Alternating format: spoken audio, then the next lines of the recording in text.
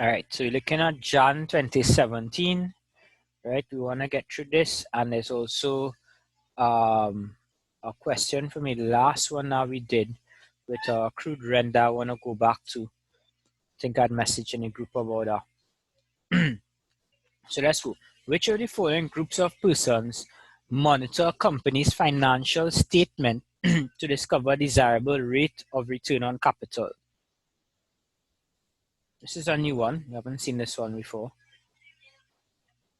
So who's going to be looking at that? They're looking at the financial statements of a company, and they're looking at it to see if there's a desirable rate of return. Yep, very good, Avisha Shania. Investors, right? You would only invest in a company if they have a good rate of return on capital. You want to know, if I put $100 in a company, right? How much am I going to make on my 100? Am I going to get a 120 or 130? I mean, if I get $102, then that might make sense. I wouldn't want to put my $100 there. Yeah, so investors look at that. 2. Which of the following terms describe a report which indicates whether the business has made a profit or loss? Yep, very good. D. Income statement. 3. Which of the following list of activities shows the stages of the accounting cycle in the correct order?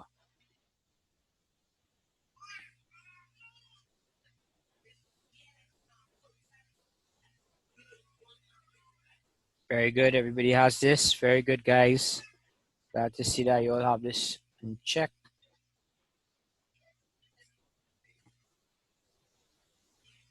4. Which statement best explains the term consistency as used in accounting?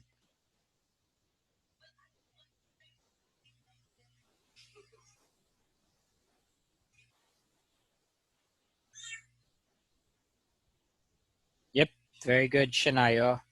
And Avisha, I'll just read out the answer. The accounting treatment for depreciation, once fixed, must be treated in the same way thereafter. That's consistency. That's our concept, right? So just like how we have your matching concept, the ongoing concern, accruals, all of those consistencies are concept. And basically it states that if we use one method of calculating depreciation this year, we have to continue providing for depreciation like that going forward. We can't do you can't do straight line this year and then do reduce the next year. It doesn't work like that. 5. A statement of the balance of accounts taken from the ledger and arranged under assets and liabilities is called what? Yep, very good, Cristiano. Balance sheet. Right, you're arranging it under assets and liabilities. Well done, Simon. All right. 6. Right, so 6, you have this balance sheet here. They're asking me the total assets. What is my total assets? Right, so this balance sheet is done in a horizontal format. Very good. Well done, guys. Good answers. All good answers.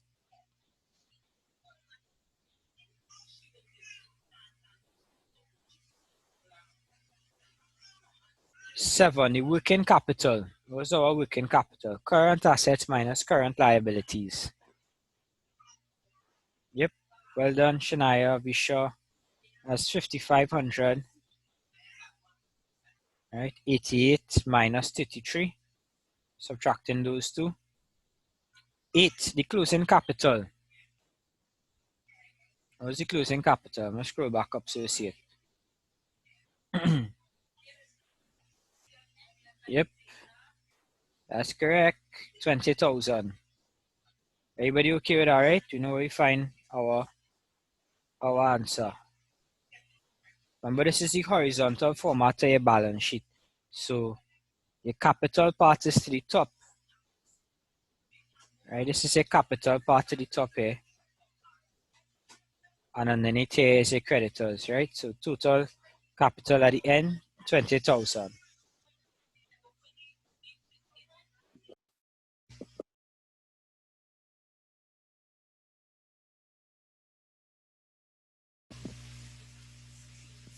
Next.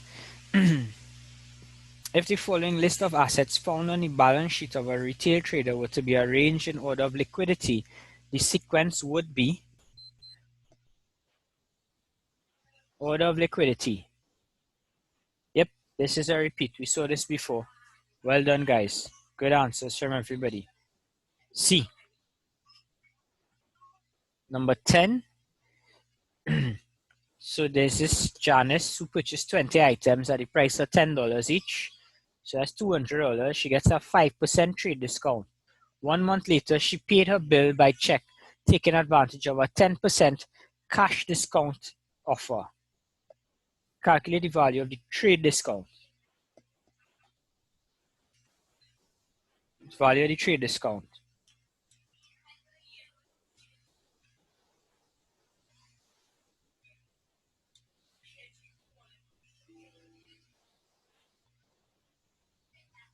Yep, well done, Shania. Be sure. Everybody all right there? Everybody get other answers?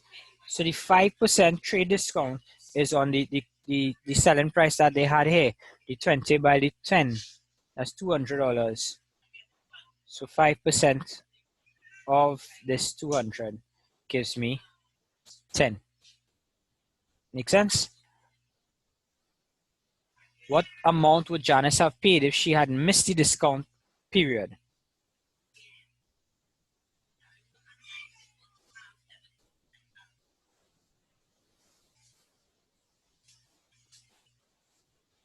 Shania has D. Avisha has C. Check your answer again, Shania. Kyle has C. Cristiano C. Because remember, she already getting 5% off. So she getting it for $190. If she missed the other 10% cash discount offer, she would have just ended up paying $90. So technically, she ended up paying, because she got the cash discount, she would have get 10% off again on the $190. Make sense, Shania?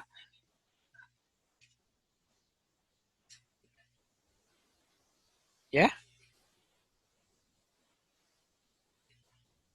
All right, nice. 12. Ram Singh purchased goods 500 on credit, paid his bill within a grace period, and so received 10% cash discount. How much did he pay the firm? This is a repeat. We see this already. Yeah, you all seen the repeats, right? I think you're going to be really good by the time you come around, because we'd have finished the majority of them. They're starting to become fewer and fewer questions that we haven't seen before. Right, everyone? So this one is 450. Anybody need me to go over that? How we get the 450? Just put a Y in the chat if you want me to do that. If not, we can move forward. Right, so the group below consists of 4 lettered headings, right? This is for numbers 13 and 14, right? You could select one once, more than once, or not at all, right? 13, you wish to inform a customer that you have dispatched his goods. What is that?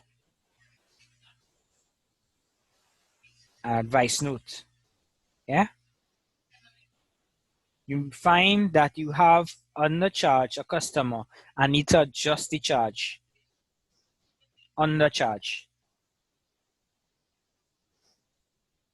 Yep, everybody has that. Everybody knows that one. Very good. Debit note. 15. On 1st May, a petty cashier received an impress of $150. During the month, petty cash expenditure amounted to $77. $2 was received from a member of staff who made a personal telephone call. How much the cash is needed to restore the impress?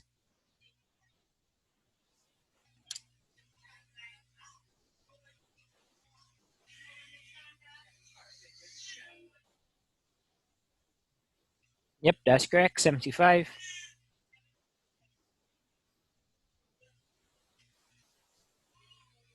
Very good.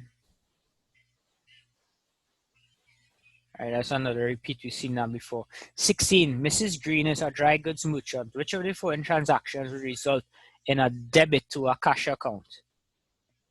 When do we debit the cash account? When we are receiving what? Money. So in which one of these situations she receives money? I have one answer so far. Good job, Simon. Well done, Shania. Kyle, well done. Right, she sold goods for cash. 17. A motor van was bought on credit from AG Motors for use in the business. How should this be recorded? Debit no motor vehicle, credit the AG Motors. Well done, Shania. Well done, Kyle. Good answer. Right, because you're buying on credit, right? You have no cash involved there. 18. A businessman bought a new computer for $6,000. He paid $4,000 in cash and traded in his old computer. What is the entry to record this transaction?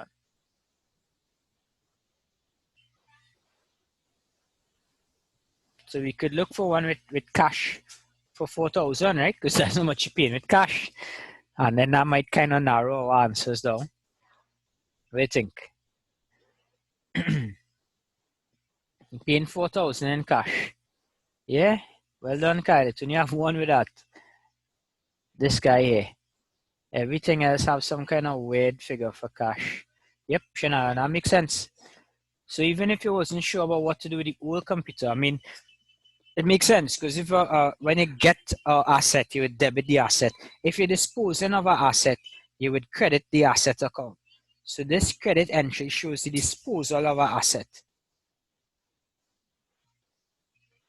Right? You're disposing of that. Right? You trade it in, like you're trading the iPhone for and pay the difference to the new one. Right? If you had to record that in your books, you credit the iPhone account and you credit your cash for the difference. So A is correct. Very good. Good reasoning skills there. 19. Which of the following is entered in the purchases account of a grocery store? Now remember, purchases could only be for items that you're going to sell, right? Yep, very good.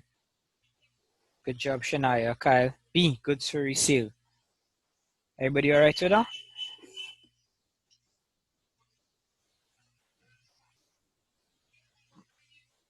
20. The ABC company received a check from Mr. Murray for $300. How must this transaction be recorded in ABC's books?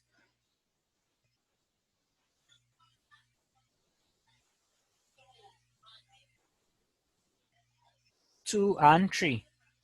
Debit the bank, right, and credit Mr. Murray's account. Everybody has this correct. Good job, guys. Shania, Simon. 21. What is the closing balance of the bank account?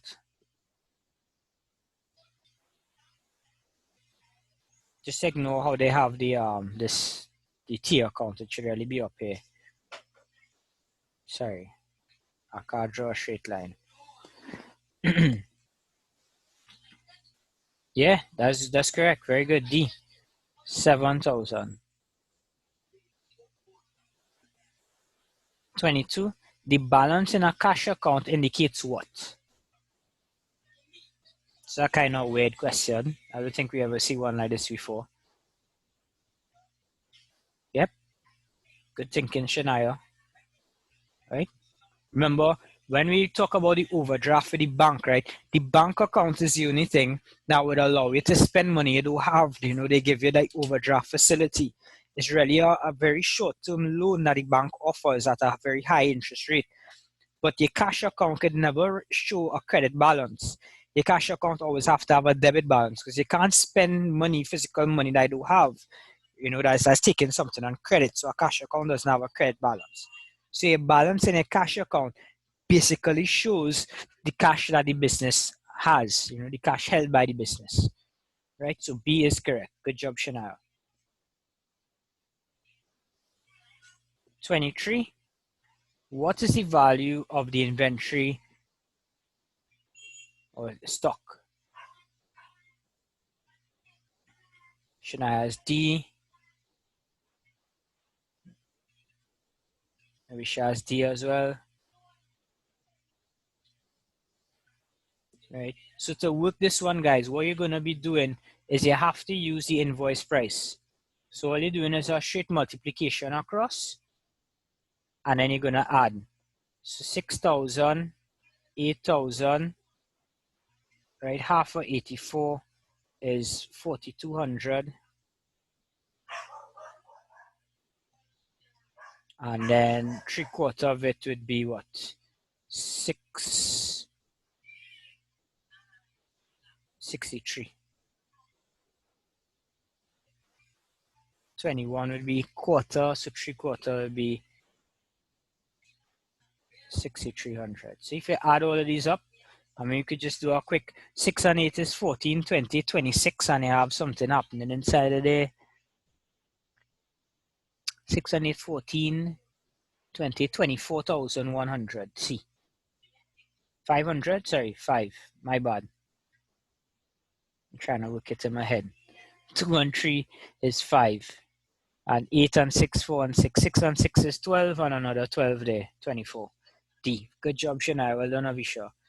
Right, you all understand that, right? So to get the inventory here, you're using your invoice price. This is your selling price, and this is your cost price. To calculate your cost of inventory, you have to use this one, invoice price. 24 to 25 refers to the following information from a sole trader from the month of April. So there's purchases and there's sales. Using the FIFO method, closing stock would be valued at, so FIFO, first in, first out.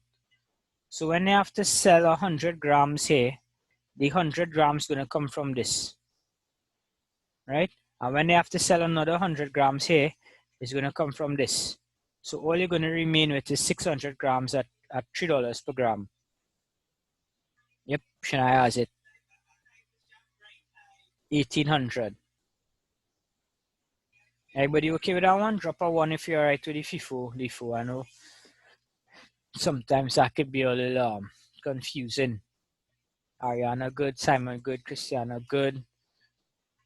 Right, rest of you good, right? Kyle, you all right? Alex, you good? Nice. 25. What about if you flip it using the last in, first out method? What would happen? Well, we will sell the 200 from the 600 first. So you remain with a 400. Right, so 4 by that's 1,200. And then 2 by 6 is another 1,200. So 2,400, let's see. Shania has C. I am not moving. There we go. Yep, that's correct, Shania. 2,400. Yeah? Everybody okay with that?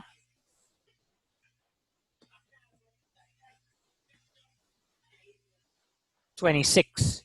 What does the 529,800 represent? Fed up, see this. This is gross profit percentage. Yep, that's right, guys. Total sales. Very good. 27. What about the 185,530? What was that? Yep, very good, Kyle. Gross profit. Shania, well done.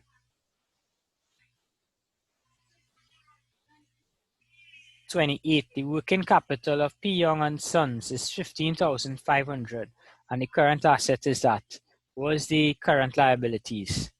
Yep. I think we see this in every single paper we do so far. Right, just subtract the two. Where am I? I get lost just now. 29. A credit balance of $45 on the electricity expense account indicates what? Kyle, this is us say. So this is the topic that I wanted to look at. Because I don't know, probably I was tired last day. I'd make a mistake on one of them.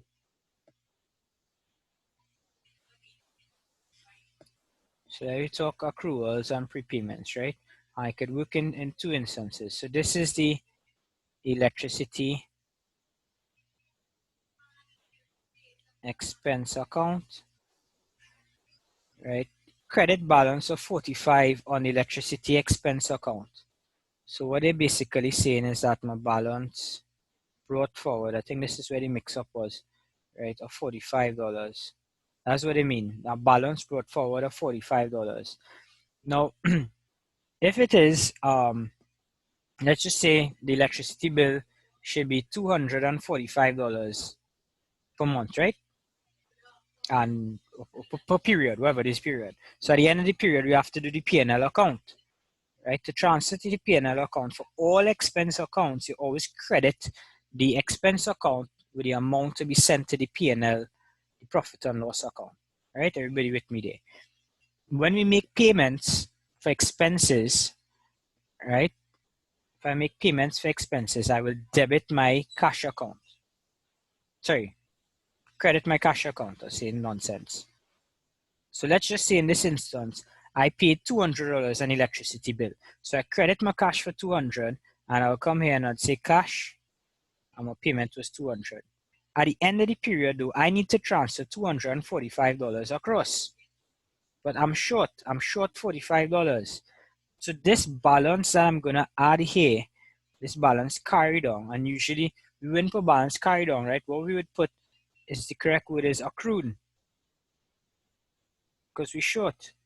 Accrued carried on is $45, right? And that gives rise to a credit balance. Look at this. This is a credit balance here brought forward, right? A credit balance of $45.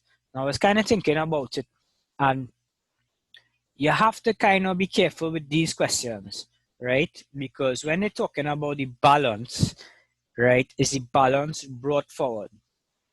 Especially when you're talking about at the end of the year. Because think about the accounting process, and I think that's what trapped me up there last time. At the end of the period, when you balance the account, you'd balance your account like at the end, like say we go in the calendar year, on the 31st of December is where we'd balance all our accounts, and we transfer these to the trial balance and then prepare our final accounts, yeah? When you balance your accounts, you bring forward this balance, and this is the balance that you'll be putting in the trial balance, right? Agreed? It should be a trial balance. So actually for these they would put the amount that was actually owing when they carried forward. So this $45 that came across on the credit side, this balance here, is actually the amount of the electricity bill that is what? Accrued. Kyle, you alright with that one? I'll go back to the other question too. I have it, I'll save it on my laptop. So I'll pull up down, we look at that. And I have an example that we'd look at too with some others. All right, let's look at the other one. I think the other question was another one that I saw, except this time is with revenue. Look at it. P. John has a credit balance brought forward of $25 on his rent revenue account. Right, rent revenue. So they flip it around on us now. So let's look at rent revenue. T accounts is help a lot. I like to use the T accounts, but to use them, you have to command a good understanding of your double entry.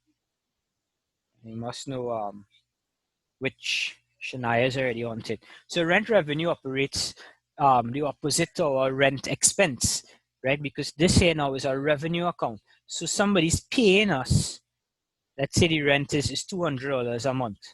Somebody's paying us $200 a month to rent from us. So when I get the money, debit my cash, because again, money coming in, I have to credit here, cash, $200.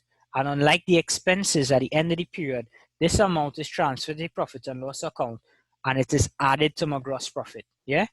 But let's say that the rent that I am supposed to be collecting should be $250, $225 instead, right?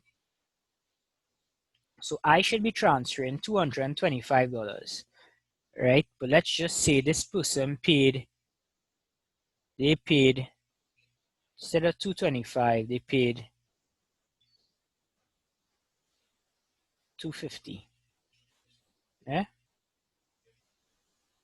You with me so far, right? The amount that should be paid is $225. Rent to this person, or rent we should calculate, is $225 per month. I got a payment of $250, right? They probably had one of those new polymer $50 notes, so they didn't bother to break it up. They just paid $250. I record my cash, $250 coming in, I put in rent revenue. Now accruals concept, right, dictates that I must put only the amount that is due in the period that must be transferred to my profit and loss. So I can't put the 250, I had to put the 225. What does that give rise to? That gives rise to me having to do a balance carried on of $25, right? And this now becomes 250 to balance. And then this balance is brought forward on the credit side. When I bring this forward on the credit side now, right, the ideal thing that I should be using here, unlike with my last example where I'd say accrued because it was expense, this is a revenue account. This is actually a prepayment. They are ahead on their payments. They prepaid for the following period. So this 25 brought forward on the credit side is a prepaid amount. Everybody okay with that? Drop a one if you are. Yeah? Kind of make sense, make more sense now? So with these questions, always multiple choice. Sometimes to kind of figure it out, yeah, you might have to just do a little T account to see if it makes sense. Now the problem with that last one was the wording, right? And sometimes I do like the way they word these questions. But I think how I explained it just now should make sense. What I want you to keep in your head is that when they're talking about these balances that are carried forward, if they say it has a credit balance or debit balance, always think about when you're balancing an account. We do balance the account and we do refer to the balance carried on only. After you do this part and you balance off the account like this, we'll do the balance brought forward. And this is my balance as tracking my trial balance, not this one. So in these questions, when you're talking about the balance, I like this one, this particular question. And why I like it is they specifically said balance brought forward, right? And not all the time they do that. And that's where the confusion could step in. But I need you to think about it like that. Think about where is the balance brought forward supposed to be. And if you do that, you could reverse engineer the T account to figure out, you know, last question we did, this is the one with the rent, right? And they had a balance brought forward and they wanted to know how much was the profit. I'll pull it up after we finish this paper and we'll just go over that and make sure that everybody understands. But just think about those balances at the end, what you bring forward, and use that to reverse engineer your answer when you're doing these. These are examples of somewhat of incomplete accounts. Some of them, this one just testing your understanding of prepaid and accruals too. All right, so I think we're all right with that. 31, Mr. Brown or M. Brown wishes to increase provisions for bad debts from 8% to 10%. Debtors at the end of the year total to 10,000, whilst the balance in the provision for bad debts is presently at 800. Right? Provision for bad debts usually have a they usually have a balance brought forward on the credit side because it's a provision account, right? So it currently has a $800 balance, right? Shania on it. Which of the following would be correct entries to record the provision? So we're moving from 8% to 10%. 10% of 10,000 is how much? That's 1,000, right? So we're moving from 800 to 10,000. So that's a $200 increase, right? It's an increase. Our entries, when you want to increase the provision, right, is you want to debit the P&L and you want to credit the provision, right? To record a decrease, you would do the opposite. You would credit the P&L and you will debit the provision, right? So Shania is correct for this one because you want to increase the provision. We're going from 800 up to 1,000, right? It means that I want a balance carry down of $1,000, right? So that means that my profit and loss account here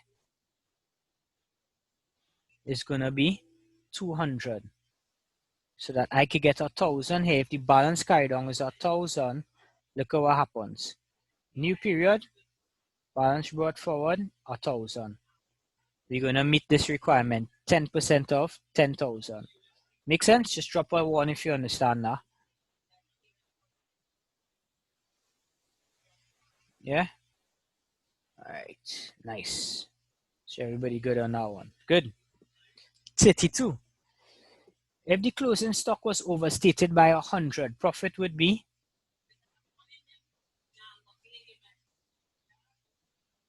What would it be?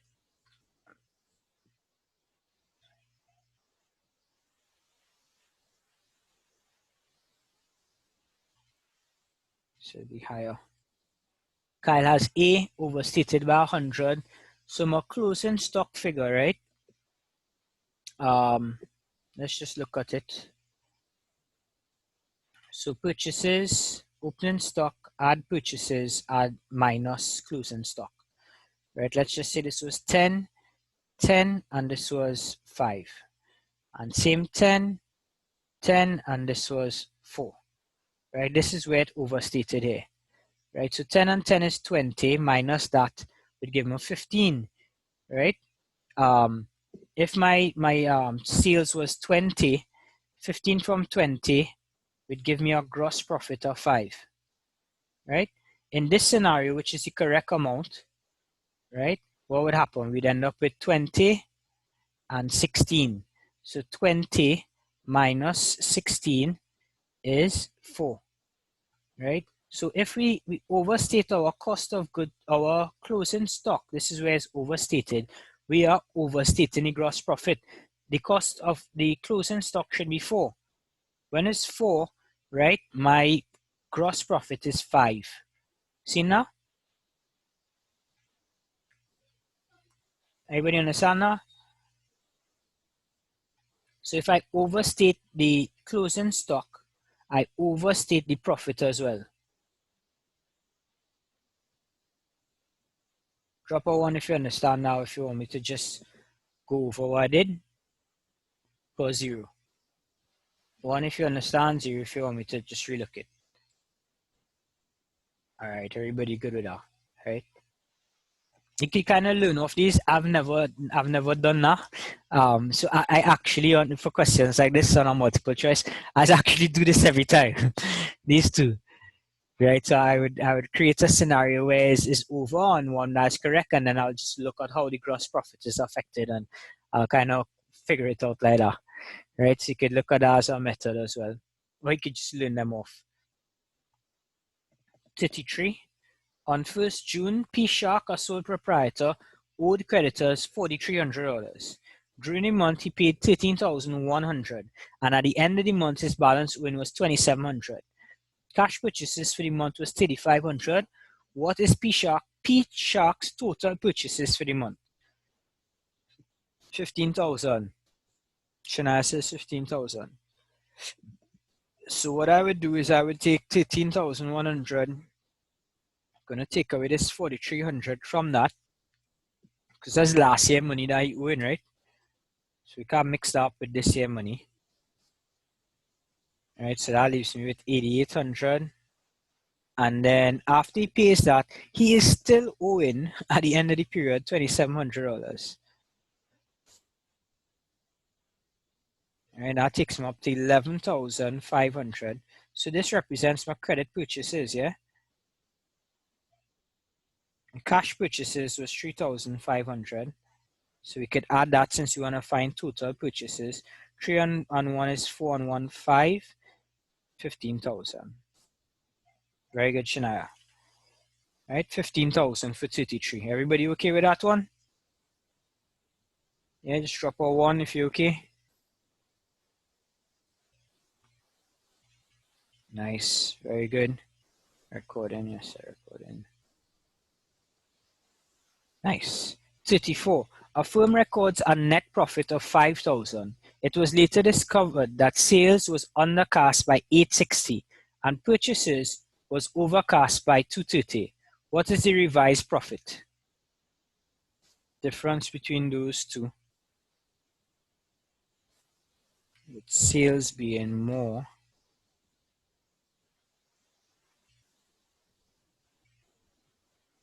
Yeah, Shania is correct. 5630. Everybody in agreement with that? We could use that same example that I did before, right? Think about it. Purchases would reduce your profit because purchases is part of your cost of sales figure. And you'd have sales, right? Let's say sales is 20 minus cost of sales, right? And let's just say cost of sales is 7. If purchases was overcast, then this cost of sales figure, right, would be higher than it needs to be. Make sense? Because inside of here you have opening stock, add purchases, right? So let's just say opening stock was 1 and purchases was 2. No, let's not use 2. Let's say it was 5. Right? Then that'll be 6, and let's just say there was no closing stock. We sell everything. Right? So 6 come across here. Take away that, we're going to get a gross profit of 14. Right? So if purchases should have been 4, then this would have been 5, and I'd have a lower gross profit. I'd have a higher gross profit. Make sense? Sales, if sales was more, if I had 40 instead, I'd have a higher gross profit. So what you could do here easily to work this out is just find the difference between these two, right? Because sales is bigger, right? When I find the difference of which is what? 630. It means that my net profit would be 630 more than what it currently is. Make sense? Because I have more sales, even though the purchases was overcast, right? When I net them off, I would still end up with 556.30. You all okay with that? Drop a 1 if you are.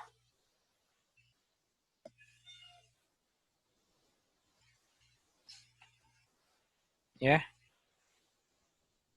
If you want me to just go over, I could do the example here and show you.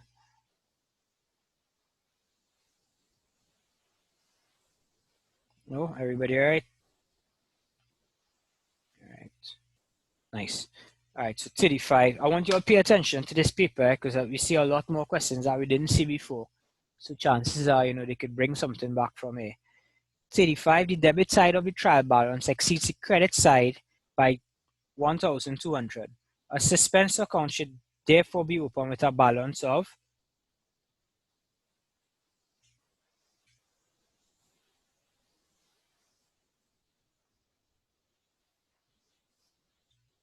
Yep, that's correct. B, 1,200 on the credit side.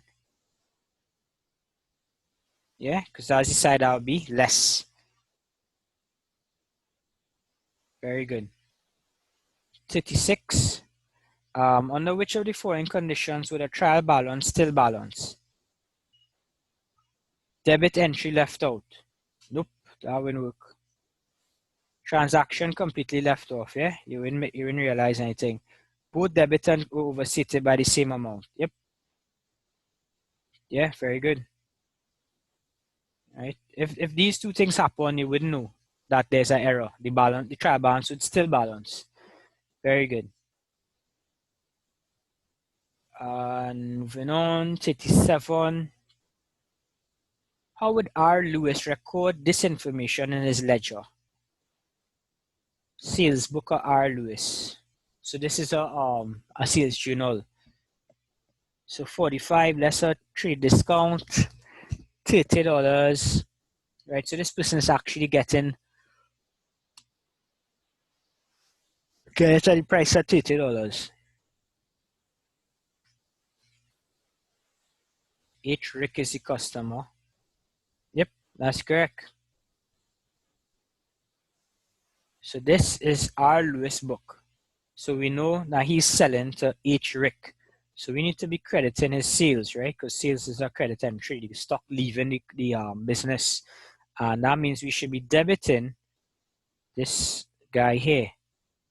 Right? It going inside of the sales day book. So you know that this is a credit sale. Right? So we're going to be debiting our debtor $30 and crediting our sales account $30. Yeah? Make sense?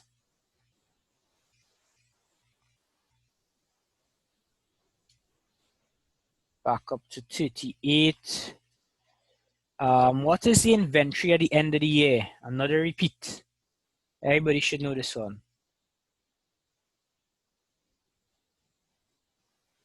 Yep. You all got it. Very good. All right, remember, we just add this up. That's 2,700 minus the 1,400 for us to get the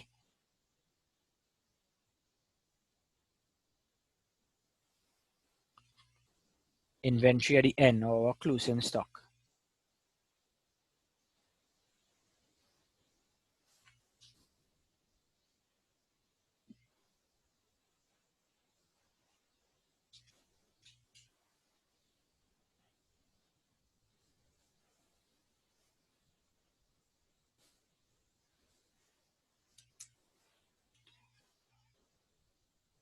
All right, so 39, we're looking at this, and they want to know what is the amount of drawings. The amount of drawings. So opening capital, additional capital, so that's 100,000, right? We get net profit at 10,000, so we should really have a capital of 110,000, but instead we have 80,000. So what account for that? Our drawings of 30,000. Right? This might be the best way to approach this, less with minimum working. Yeah. All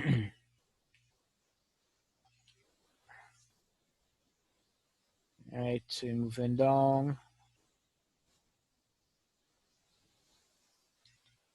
So I think I missed something. 40, Mr. Allen and Brown and Cable, right? They have a loss of $1,000.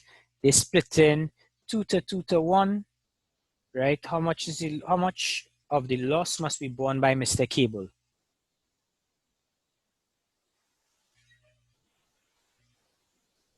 Yep. Yeah, we fed up see this one. Right? 2 to 1. So in total that's 5, and his share is 1/5. And if they have a loss of 1,000, he's gonna have to absorb 1/5 of that. $200. Very good. 41. Which of the following are reasons why partnerships are formed?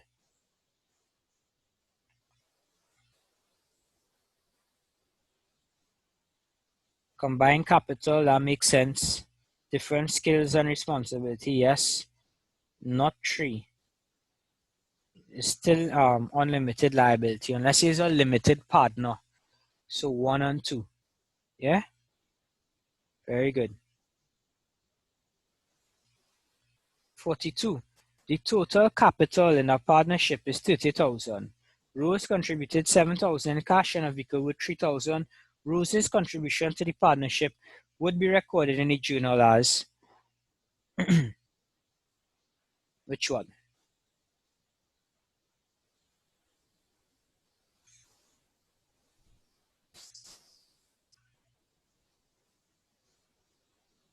Yep. Avisha and Shania, you guys have it. Right? Remember, capital, to increase capital, you're always going to have to credit the capital account. See? Credit here. This is correct, but it's just that she's not doing 10,000 cash. This part is wrong. This is wrong. And why we debiting capital? Let's remove capital. So my only correct answer here is C. Make sense? Good. 43. 43. Jane and Mary are in partnership. Sharing profits sharing profits in a ratio 3 to 2 respectively. The following are balances taken from their books. How much money should Jane receive as a share of the residual profit? So question. See, should I answer already? Interest on capital, do we add that to the net profit or take it away? Just put add or minus as your answer in the chat.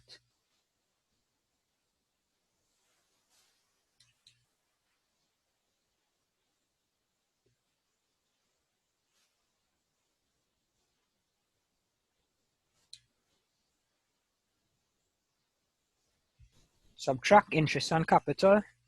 Sure.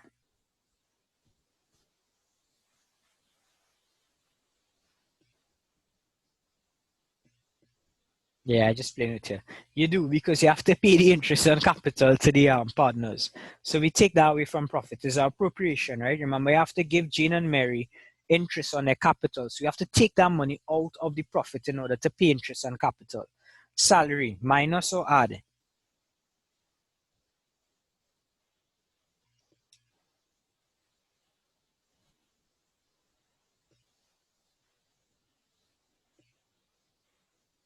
Yep, minus as well, right? Because you have to pay John that extra salary, right? What about drawings? Does drawings go in the appropriation account?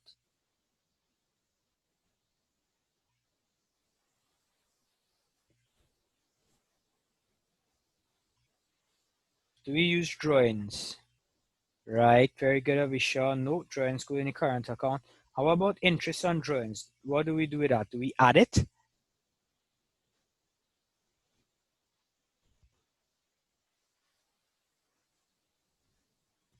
Yep, that's correct.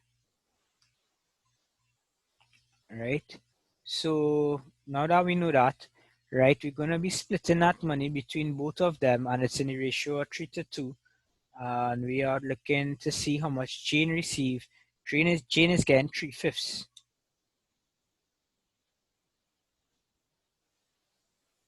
So our answer is, Butch and I, and I'll be sure you guys are correct, B.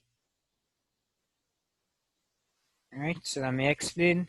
Our net profit of 23,500, right? We're going to be taking away interest on capital, right? Then we're going to be taking away the salary that we have to pay June.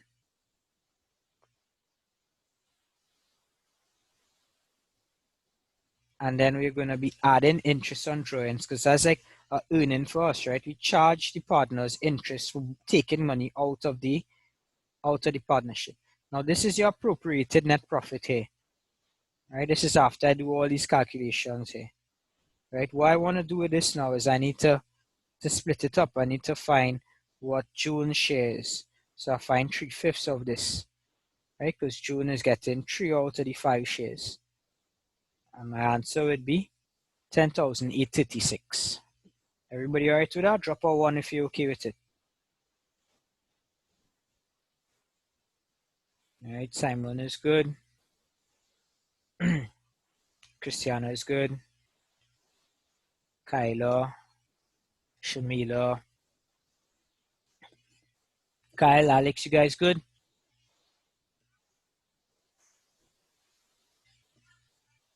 Risha's all right.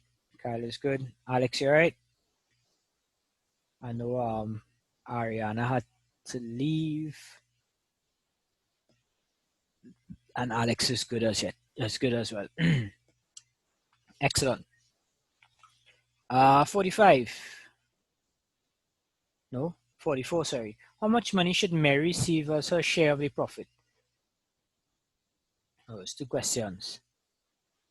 Yeah, we could just add that back. Yep, or subtract it, and you'll get back your answer. So 7,224. Yep, takes us back to 18,060. Right, so the two of them should give us back the appropriated net profit. Very good. 45. Which of the following features is associated with a private limited company? Take your time with answering this one, right? Very good, Kyle. Well done. Well done, Shania. Yeah, sometimes when I give students this question, it's like, hey, family owned, and they go with family owned. But the shares are not sold publicly. That's main feature, really. Good. 46. Right. In an effort to raise more capital, a company offered 205% debentures at $100 each for subscription. 5% is an indication that the company will do what?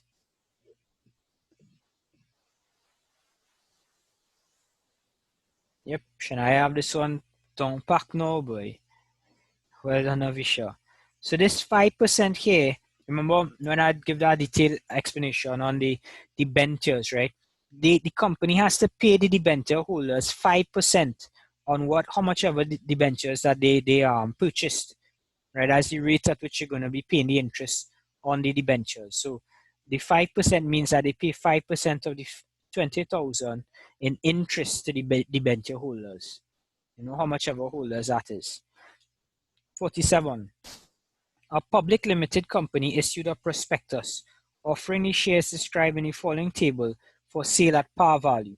At par value means that's like the minimum value that they're willing to sell it at, right? So they're doing 200 units of ordinary shares at $2 per unit, and 1,000 units of 5% preference shares at $5. The 5% preference shares means what here, guys?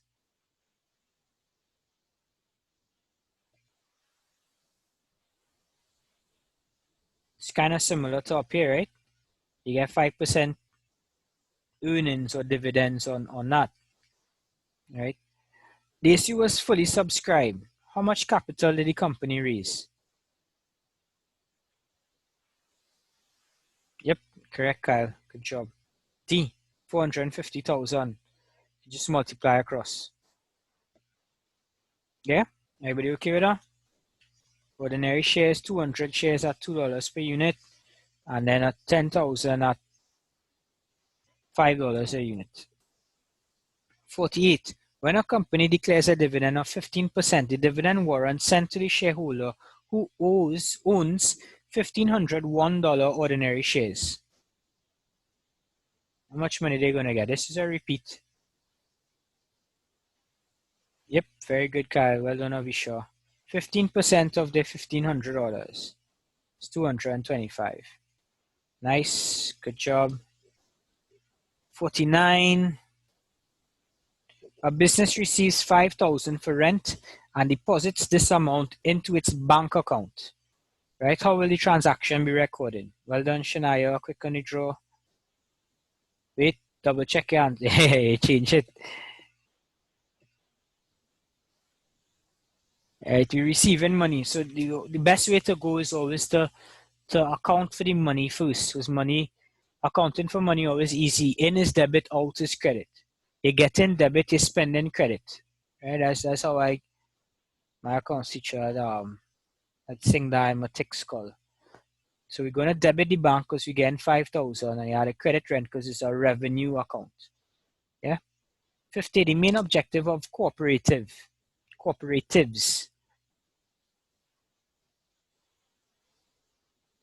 The B was for 48. Oh, sorry. Cooperatives is like you think of your credit unions, Simon. When you see the cooperatives, a good example to come to mind is like your TechQ Credit Union, your Eastern Credit Union. All of those are cooperatives. Those are financial cooperatives. You have others as well too. Like there's the St. Christopher's Taxi Association as a cooperative. So like all those taxis that work at the hotels, Hyatt, Hilton, Radisson, all of those taxi drivers there, you usually see them in like a white shirt and a black pants. They're part of the St. Christopher's Taxi Association. And they contribute, I don't know if they pay like subs or something there, but it's like a kind of organization to maximize the welfare of all the members of the taxi association. Right? So Shania, correct? The main objective of the cooperative is to maximize the welfare of the members. And they usually do so using collective bargaining. I think I was telling you about that some time ago. Yeah? You good with that? Everybody all right with that? Drop a one if you are. 51. The non-such cricket club has operated over the last 12 months. Members are anxious to know financial position of the club. Which of the following statements would be appropriate to reveal this information?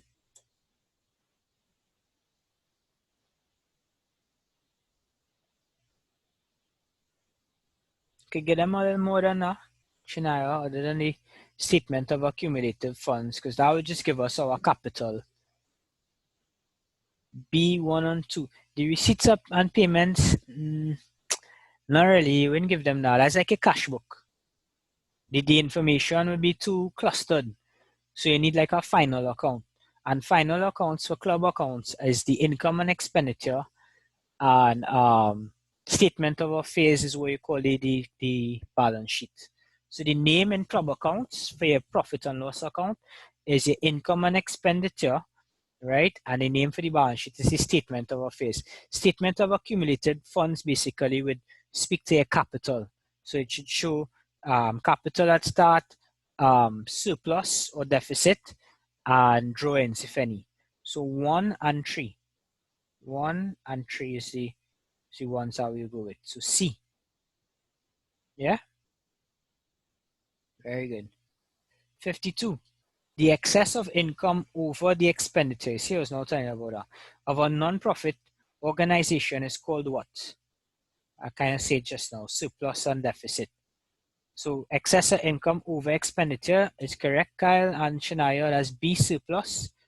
And if it's the other way around, if it's excess of expenditure over income, that's called a deficit. Very good. Well done. 53. The following information relates to the Fun-Loving Cultural Club. What is the organization accumulated fund at the end of the year?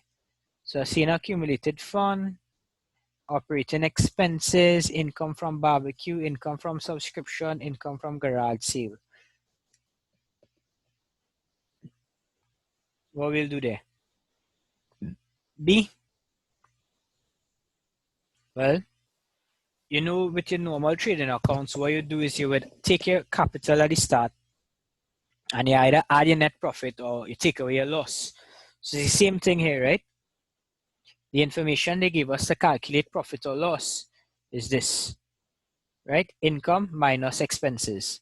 So our income, let's look at the income. Income amounts to 5 and 3 is 8 and 1, 9,000, right? And expenses is 1,000. So 9 take away 1 is 8,000.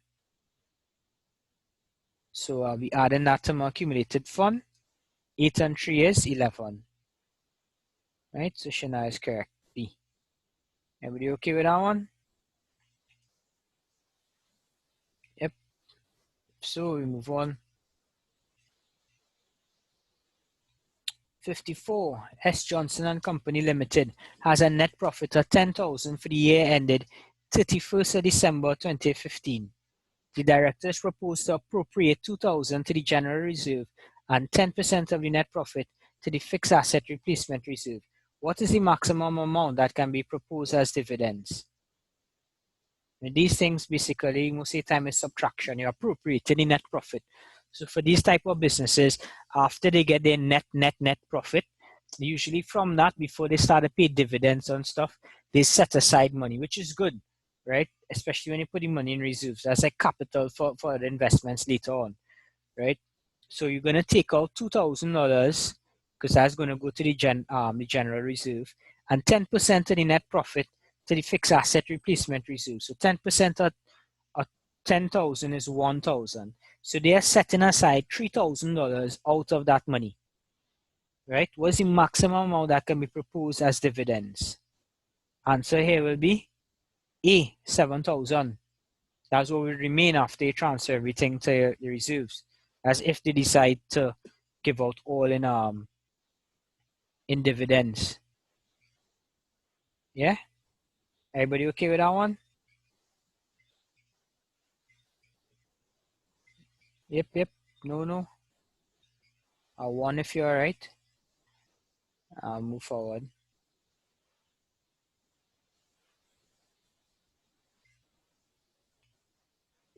Nice. Everybody okay? Good. 55. Which of the following will result when opening inventories of raw materials are added to net purchases of raw materials? I think we saw this one already.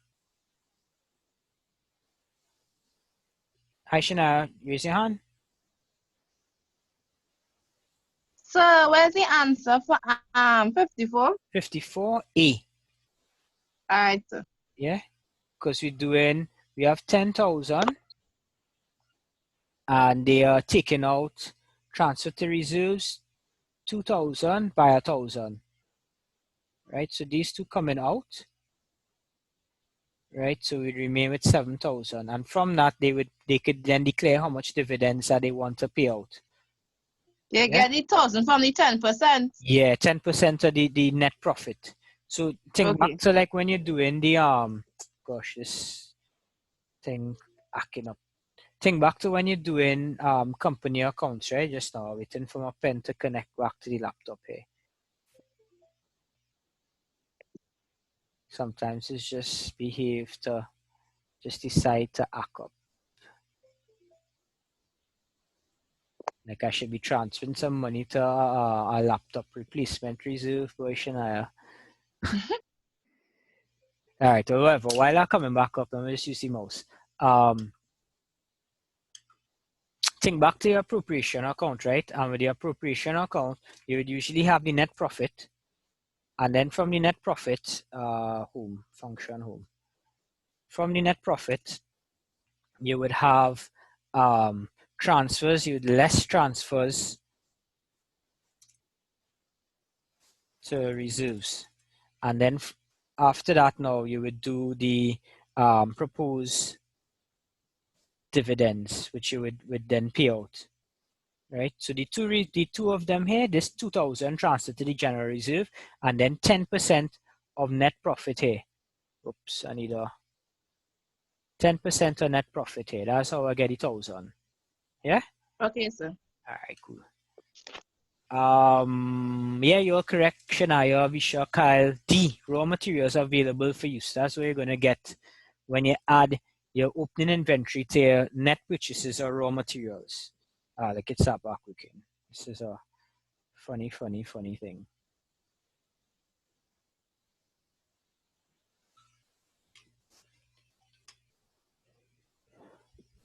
All right. 56. How much should be credited to the club's income and expenditure account as total subscriptions for the year? I didn't read any of it because this is just like your accruals thing, right? If there are 50 members and annual subscription is 50, then that's the amount that we should be sending there. Yeah, the full amount, 2,500. If people didn't pay, then we need to treat with that now as your debtors. Or if they paid more than creditors, because we'll be owing them services, right? So D is correct here, multiplying these two, because income and expenditure, you have to account for the income that's coming in the current period. Yeah? Right, 57, just clear the screen. SMB Limited, net income for the year was 89,000. Of this amount, 8,000 was transferred to general reserve. Preference dividends was paid 2,400. Ordinary dividends was 6,500. The value of retained profits. You see what I was just showing you, Shania? So you take all the reserve, you pay the dividends, and then the rest is your retained profit, your retained profits that will be carried forward to the following year. So I didn't know what to do, but I just didn't take out the 10%. The 10%. Okay, nice. All right. So for this one, 8 and that's 10,400, 10,400, 16,900.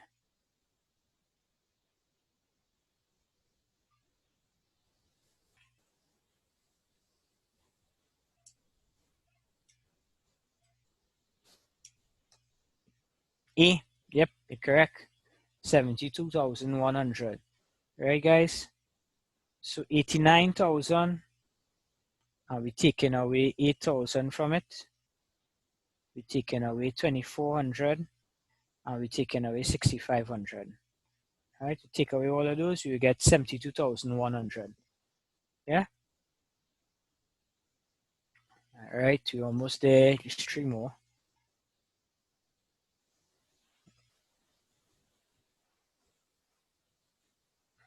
One sec.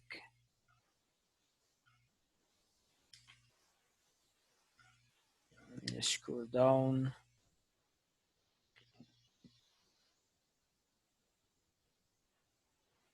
One sec, where is it? I think that's it there. I don't have the last page. Yeah, that's it there, guys. Do you have any other pages? All right.